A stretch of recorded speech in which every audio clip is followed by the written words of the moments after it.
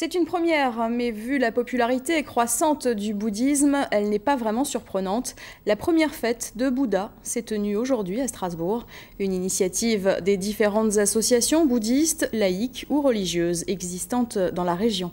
Karine Gélébar et Yves Lédig. La fête du Vesak pour les bouddhistes, c'est à la fois la naissance du Bouddha, son éveil et son décès. Une date très importante donc, célébrée dans tous les pays, et ils sont de plus en plus nombreux où cette religion prend racine. Un événement que les communautés bouddhistes d'Alsace ont choisi pour se réunir et organiser la première fête du Bouddha.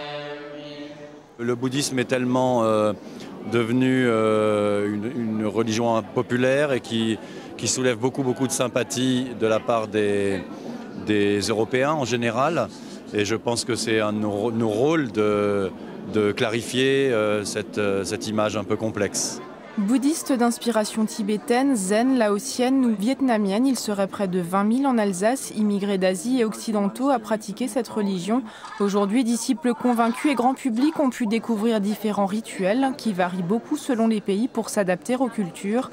Ateliers de tanka, peinture sacrée tibétaine ou initiation à la méditation zen.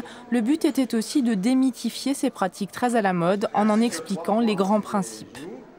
On peut tout lâcher.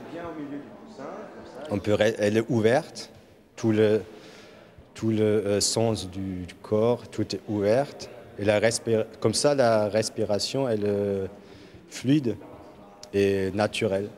Une bonne façon de se concentrer sur soi et sur le temps présent, un principe de base du bouddhisme. Mais les organisateurs se projettent aussi dans l'avenir. Cette fête sera renouvelée l'année prochaine. La rencontre des bouddhistes entre eux et avec l'extérieur a très bien fonctionné.